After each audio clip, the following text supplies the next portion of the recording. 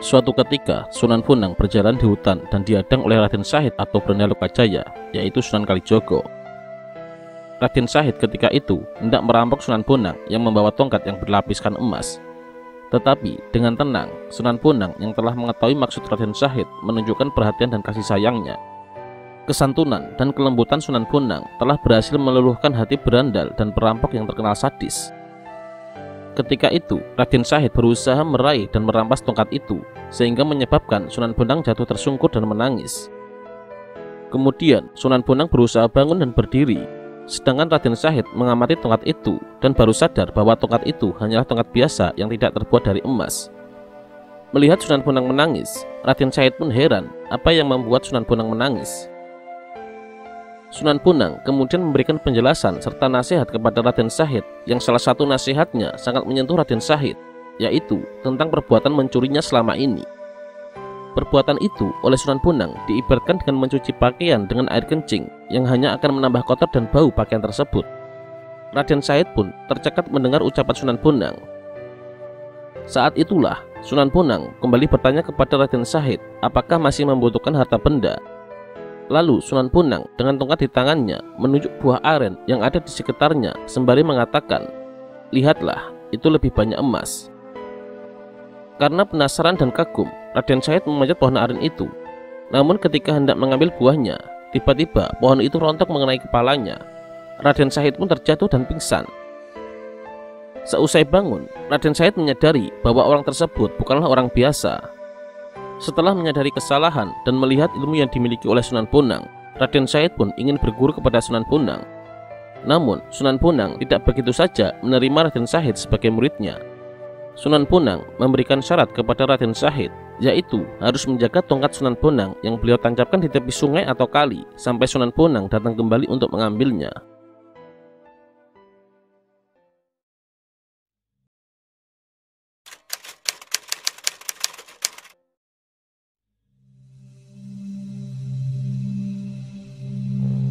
Suatu ketika, Sunan Bonang sedang berjalan melintasi hutan. Dalam perjalanan itu, tiba-tiba dicegat oleh sekawanan perampok yang dipimpin oleh Kebon Danu.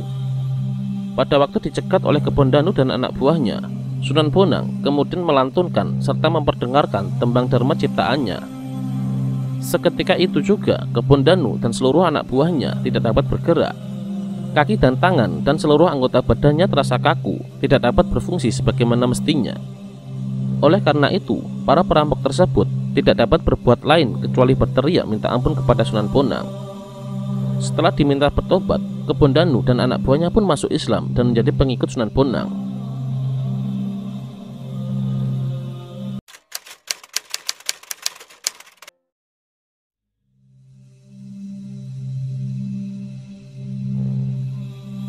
Cerita lain mengisahkan ada seorang Brahmana bernama Sakyakirti yang berlayar dari India ke Tuban.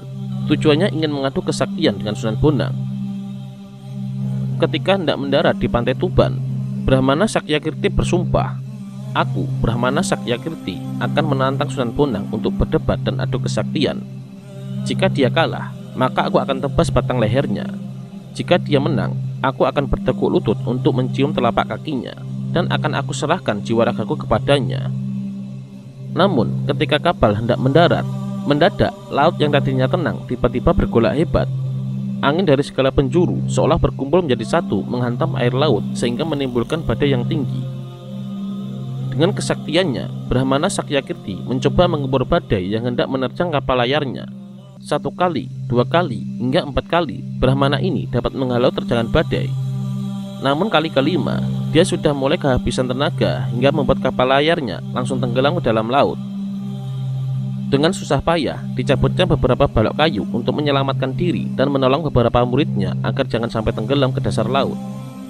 Walaupun pada akhirnya, dia dan para pengikutnya berhasil menyelamatkan diri, namun kitab-kitab yang hendak digunakan untuk berdebat dengan Sunan Bonang telah tenggelam ke dasar laut. Meski demikian, niatnya untuk mengadu kesaktian dengan Sunan Bonang tidak pernah surut. Ketika sang Brahmana dan para muridnya bingung harus kemana untuk mencari Sunan Bonang, pada saat hampir dalam keputusasaan, tiba-tiba dari kejauhan dia melihat seorang lelaki berjubah putih sedang berjalan sambil membawa tongkat. Brahmana Sakyakirti dan para murid-muridnya segera berlari menghampiri dan menghentikan langkah orang itu. "Kisanak, kami datang dari India, hendak mencari seorang bernama Sunan Bonang.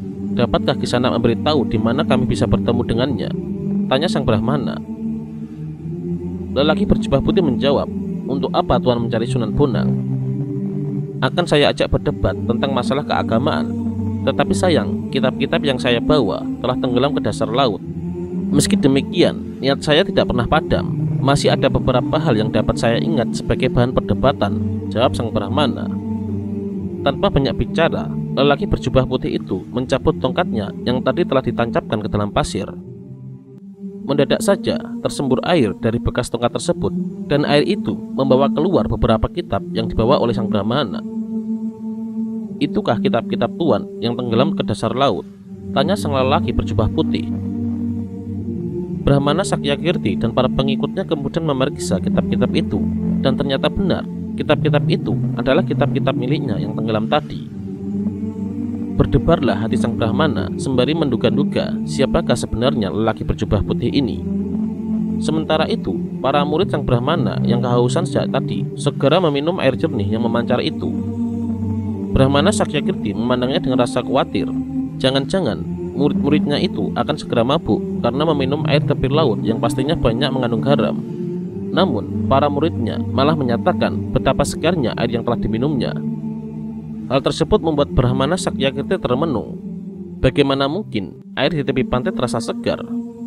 Dia kemudian mencicipi sedikit dan ternyata memang segar rasanya. Rasa herannya menjadi-jadi, terlebih jika berpikir tentang kemampuan lelaki berjubah putih itu yang mampu menciptakan lubang air yang memancar dan mampu menghisap kitab-kitab yang telah tenggelam ke dasar laut. Sang Brahmana berpikir bahwa lelaki berjubah putih itu bukanlah lelaki sembarangan.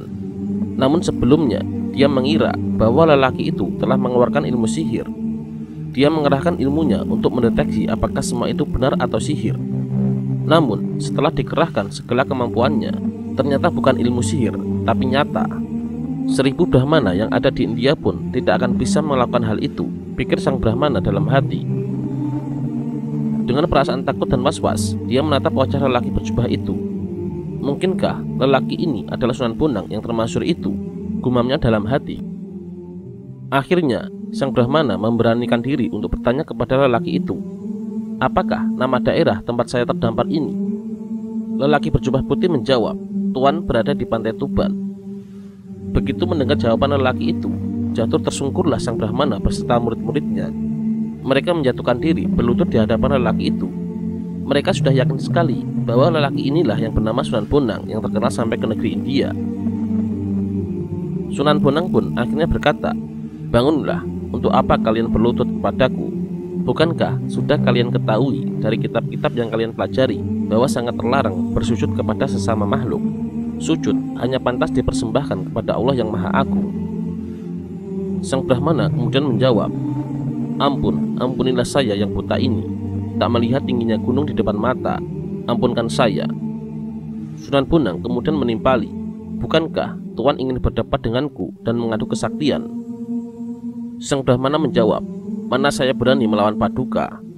Tentulah ombak dan badai yang menyerang kapal kami juga ciptaan Paduka. Kesaktian Paduka tak terukur tingginya dan tak terukur dalamnya." Sunan Bonang pun menjawab, "Engkau salah. Aku tidak mampu menciptakan ombak dan badai. Hanya Allah Subhanahu wa Ta'ala saja yang mampu menciptakan dan menggerakkan seluruh makhluk. Allah melindungi orang yang percaya dan mendekat kepadanya dari segala macam bahaya dan niat jahat seseorang." Memang, kedatangan Brahmana Sakyakirti beserta murid-muridnya bermaksud jahat ingin membunuh Sunan Bonang melalui adu kepandaian dan kesaktian. Ternyata niatnya tidak kesampaian. Setelah kejadian tersebut, akhirnya sang Brahmana dan murid-muridnya memeluk agama Islam atas kemauannya sendiri tanpa paksaan. Lalu sang Brahmana dan pengikutnya menjadi murid dari Sunan Bonang.